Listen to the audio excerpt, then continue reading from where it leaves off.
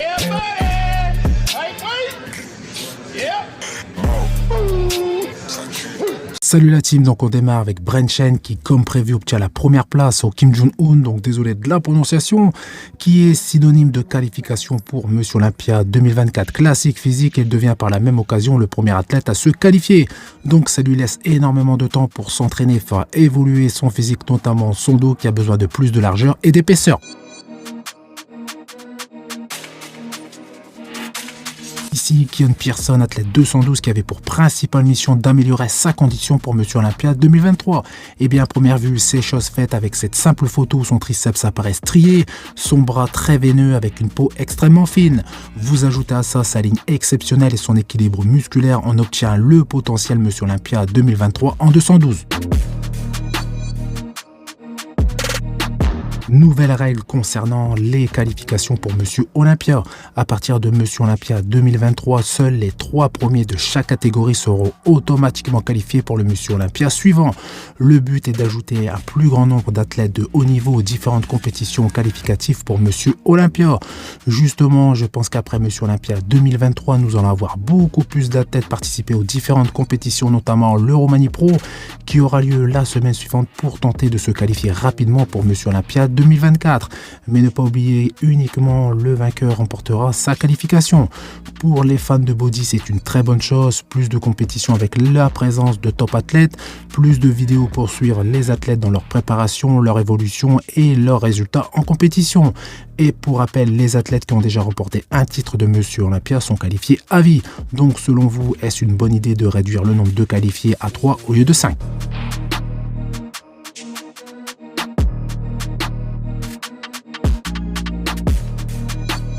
Certains grands noms du body rencontrent actuellement des problèmes comme Behrouz Tabani, athlète iranien qui n'a pas pu participer à Monsieur Olympia l'année dernière à cause d'un visa qui a encore des problèmes cette année. Nathan Dehacha qui est dans la même galère, donc je vous ai expliqué ça dans ma dernière vidéo.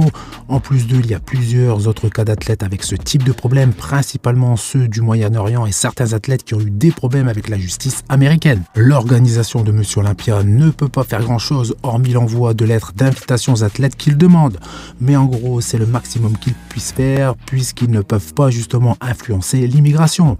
Et justement, voici Behrouz Tabani en pleine forme et ça commence sérieusement à se compliquer en ce qui concerne l'obtention d'un visa, synonyme de non-participation à Monsieur Olympia 2023 pour la deuxième fois consécutive. On enchaîne avec Horse MD avec enfin une vidéo de qualité. On voit clairement que sa préparation s'est très bien déroulée, notamment grâce à son coach Milos. Marcelo semble pratiquement prêt pour son premier show en Men's Open en Roumanie. Marcelo a pris environ 17 kg depuis qu'il a pris la décision de passer en Men's Open et on voit clairement qu'il a pris ça de façon équilibrée. J'ai hâte de le voir sur scène face notamment à Nathan Dehacha qui aux dernières nouvelles devrait également participer à cette compétition comme certains athlètes classés hors top 3 à Monsieur Olympia 2023.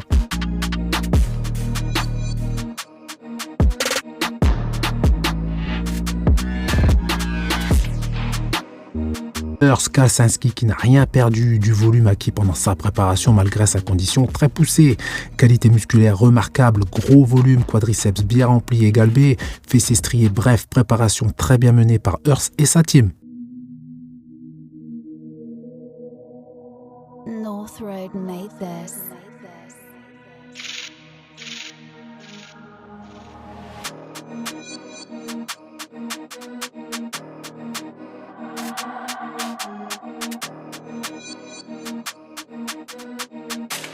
Antoine Lotte, l'athlète qui a battu Stéphane Matala au Portugal Pro, a remporté l'Eugénie Pro 2023 de très belle manière.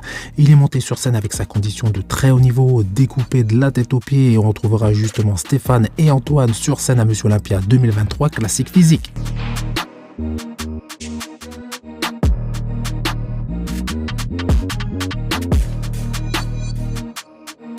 Voici Adi Chopin lorsqu'il est à 8 semaines de Monsieur Olympia 2023 dans une condition qui sera meilleure que certains athlètes le jour J.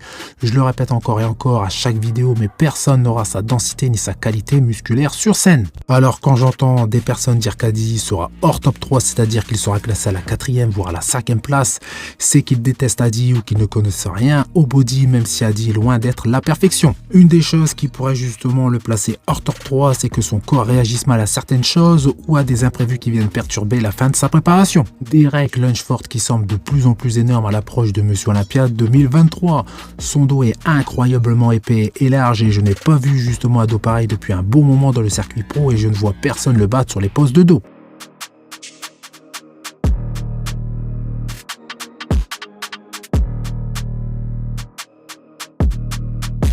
On finit avec Jeremy Buendia qui là est prêt avec uniquement de l'os cutané à enlever. Avec le rebond, il réussira vraiment à coller la peau sur le muscle pour faire ressortir davantage sa qualité musculaire déjà très présente et il paraîtra encore plus volumineux, ce qui va accentuer davantage sa taille très fine. Dans tous les cas, travail de grande classe de la part de Jeremy Buendia.